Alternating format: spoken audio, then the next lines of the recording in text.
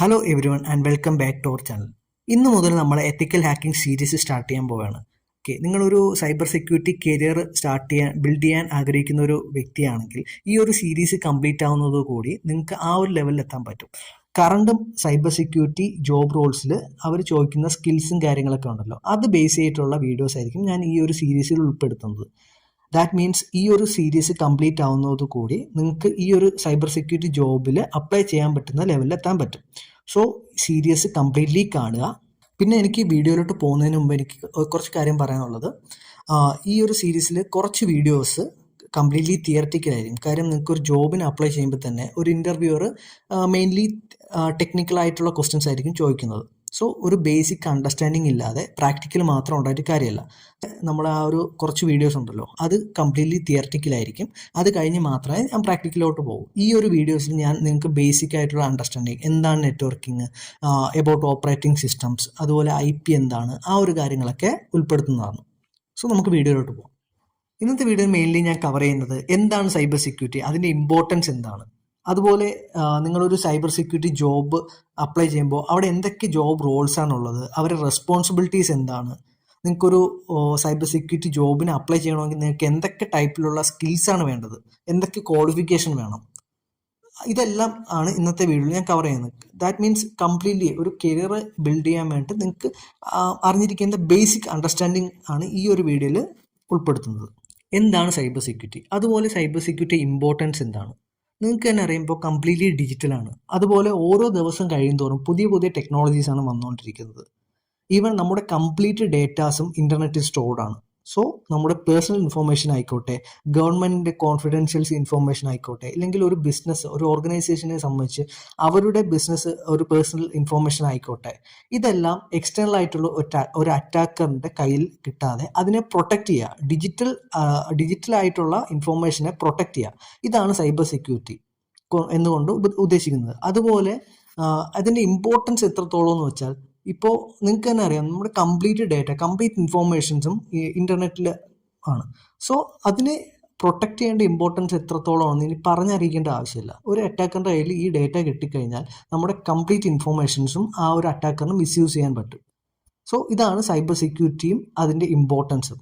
ഇനി നമ്മൾ നോക്കാൻ പോകുന്നത്, ഒരു ഓർഗനൈസേഷനിൽ സൈബർ സെക്യൂരിറ്റി റിലേറ്റഡ് എന്തൊക്കെ ജോബ് റോൾസ് ആണുള്ളത്, അവരുടെ റെസ്പോൺസിബിലിറ്റി എന്തൊക്കെയാണ്, ഇതാണ് ഇനി നോക്കാൻ പോകുന്നത്. മെയിൻലി ഒരു ഓർഗനൈസേഷനിൽ 3 ടൈപ്പ് റോൾസ് ആണുള്ളത്: red teaming, blue teaming and purple teaming. നമുക്ക് ഇതൊക്കെ എന്താണെന്ന് ഓരോന്നായിട്ട് നമുക്ക് നോക്കാം.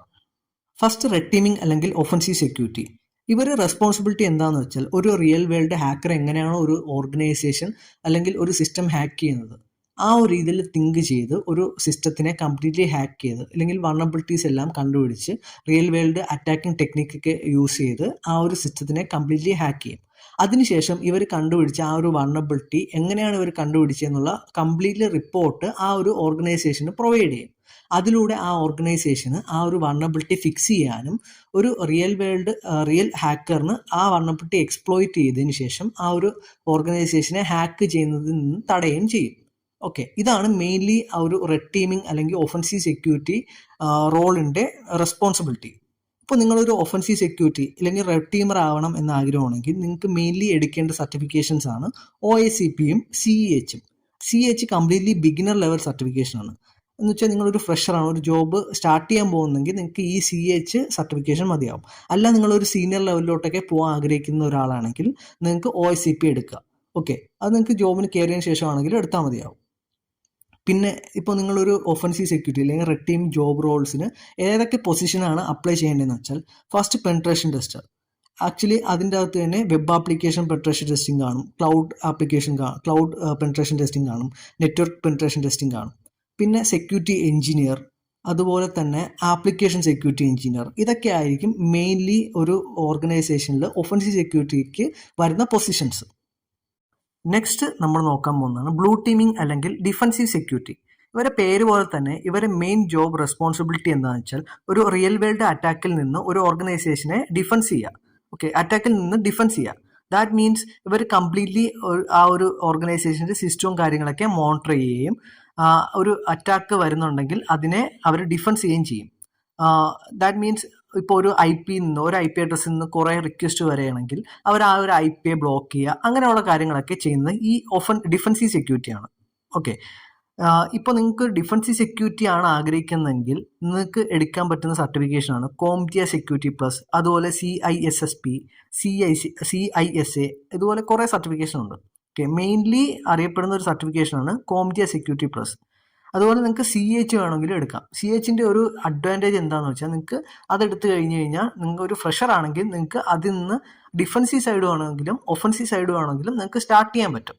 ഓക്കെ, പിന്നെ ഈ ഒരു ഡിഫൻസീവ് സെക്യൂരിറ്റിയിൽ വരുന്ന ജോബ് റോൾസ് എന്തൊക്കെയാണെന്ന് വെച്ചാൽ ഇൻസിഡൻറ്റ് റെസ്പോൺസ്, അതുപോലെ SOC, security operation centre, security analyst, malware analyst, ഈ അനലിസ്റ്റ് റോളൊക്കെ വരുന്നത് ഈ ഒരു ഡിഫൻസീവ് സെക്യൂരിറ്റി സൈഡിലാണ്. Last and final, purple teaming. That means ഇത് നമ്മൾ നേരത്തെ പറഞ്ഞല്ലോ, ഒഫൻസീവ് സെക്യൂരിറ്റിയുടെയും ഡിഫൻസീവ് സെക്യൂരിറ്റിയുടെയും കമ്പൈൻ ആയിട്ട് വരുന്നതാണ്. അവർക്ക് ഒഫൻസീവ് സൈഡും ചെയ്യേണ്ടി വരും, ഡിഫൻസീവ് സൈഡും ചെയ്യേണ്ടി വരും. അത് അവർ ഏത് ഓർഗനൈസേഷനിലാണോ അല്ലെങ്കിൽ ഏത് കമ്പനിയിലാണോ കയറുന്നത് ആ ഒരു കമ്പനി അനുസരിച്ച് അവർക്ക് ചിലപ്പോൾ ഒഫൻസീവ് ചെയ്യേണ്ടി വരും, ഇല്ലെങ്കിൽ ഡിഫൻസീവ് ചെയ്യേണ്ടി വരും, ഇല്ലെങ്കിൽ ഒരു പർട്ടിക്കുലർ ടൈമിൽ അവർക്ക് ആ ഒഫൻസീവ് സെക്യൂരിറ്റി ആയിരിക്കും നോക്കേണ്ടി വരുന്നത്. ഓക്കെ, ഇത് രണ്ടും കമ്പൈൻ ചെയ്തിട്ട് വരുന്നതാണ് പർപ്പിൾ ടീമിംഗ് സെക്യൂരിറ്റി. ഓക്കെ, ഈ ഒരു പർപ്പിൾ ടീമിങ്ങിൽ നിങ്ങൾക്ക് ജോയിൻ ചെയ്യണമെങ്കിൽ നിങ്ങൾക്ക് നേരത്തെ പറഞ്ഞ ഏത് സർട്ടിഫിക്കേഷൻ്റെ ആയാലും എടുക്കാം. മെയിൻലി CH ആയിരിക്കും എടുക്കേണ്ടുന്നത്. ഒരു ഫ്രഷർ ആണെങ്കിൽ മെയിൻലി CH എടുക്കാം.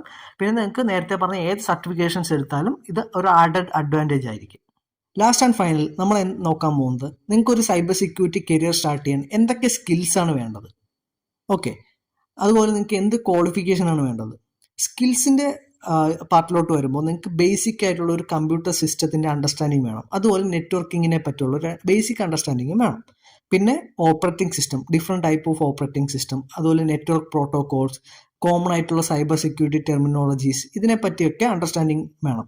ഈ ഒരു സീരീസിൽ ഇതിനെപ്പറ്റി എല്ലാം ഞാൻ ഡിസ്കസ് ചെയ്യുന്നുണ്ട്. സോ ഈ ഒരു സീരീസ് കംപ്ലീറ്റ്ലി കണ്ടു കഴിഞ്ഞാൽ തന്നെ നിങ്ങൾക്ക് ഈ ഒരു സ്കിൽസ് എല്ലാം തന്നെ അച്ചീവ് ചെയ്യാൻ പറ്റും. നെക്സ്റ്റ് നമുക്ക് വേണ്ട ഒരു ഇമ്പോർട്ടൻറ്റ് സ്കില്ലാണ് എഫക്റ്റീവ് കമ്മ്യൂണിക്കേഷൻ സ്കിൽ. എന്ന് വെച്ചാൽ നിങ്ങൾക്കൊരു ഒഫൻസീവ് സൈഡാക്കി വർക്ക് ചെയ്യുമ്പോൾ നിങ്ങൾക്കൊരു വൾണറബിലിറ്റി കണ്ടുപിടിച്ച് കഴിഞ്ഞാൽ നിങ്ങളുടെ ക്ലയൻറ്റിൻ്റെ അടുത്ത് അല്ലെങ്കിൽ ഓർഗനൈസേഷനിൽ അതിൻ്റെ ഇമ്പാക്റ്റും എന്താണ് വൾണറബിലിറ്റി, എങ്ങനെ കണ്ടുപിടിച്ചു എന്നുള്ള കാര്യമൊക്കെ നിങ്ങൾക്ക് എഫക്റ്റീവായിട്ട് അവരെ കമ്മ്യൂണിക്കേറ്റ് ചെയ്ത് മനസ്സിലാക്കാൻ വേണ്ടിയിട്ട് ബേസിക് ആയിട്ട് ഒരു കമ്മ്യൂണിക്കേഷൻ സ്കില്ലും ഇമ്പോർട്ടൻ്റ് ആണ്. പിന്നെ ക്വാളിഫിക്കേഷൻ സൈഡ് വരുമ്പോൾ ഡിഗ്രി. ഓക്കെ, മിക്ക കമ്പനിയും ഡിഗ്രി ചോദിക്കുന്നുണ്ട്. ഓക്കെ, നിങ്ങൾക്ക് ജോബ് റോൾസിൻ്റെ ഡിസ്ക്രിപ്ഷനൊക്കെ നോക്കുമ്പോൾ കാണാം ബാച്ചിലർ ഓഫ് ഡിഗ്രി അവർ ചോദിക്കുന്നുണ്ട്. ബട്ട് അത് മാൻഡറ്ററി അല്ല. നിങ്ങൾക്ക് സ്കില്ലുണ്ടെങ്കിൽ നിങ്ങൾക്ക് ഡെഫിനറ്റ്ലി ഒരു ജോബ് കിട്ടും സൈബർ സെക്യൂരിറ്റിയിൽ.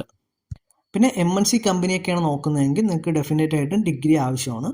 ബട്ട് നിങ്ങളൊരു സ്റ്റാർട്ടറാണ്, ഫ്രഷറാണ്, ഡിഗ്രി ഇല്ല, അങ്ങനെ ഉണ്ടെങ്കിൽ നിങ്ങൾക്ക് ഒരു സ്റ്റാർട്ടപ്പ് കമ്പനിയിലേക്ക് കയറിയതിന് ശേഷം നിങ്ങൾക്ക് എക്സ്പീരിയൻസും കാര്യങ്ങളൊക്കെ ഗെയിൻ ചെയ്ത് കഴിഞ്ഞാൽ ഡെഫിനറ്റ്ലി നിങ്ങൾക്ക് വലിയ കമ്പനിയോട്ട് സ്വിച്ച് ചെയ്യാൻ പറ്റും. ഓക്കെ, സോ ഡിഗ്രി മാൻഡറ്ററി അല്ല, ബട്ട് ഉണ്ടെങ്കിൽ നിങ്ങൾക്ക് ഒരു ആഡഡ് അഡ്വാൻറ്റേജ് ആണ്.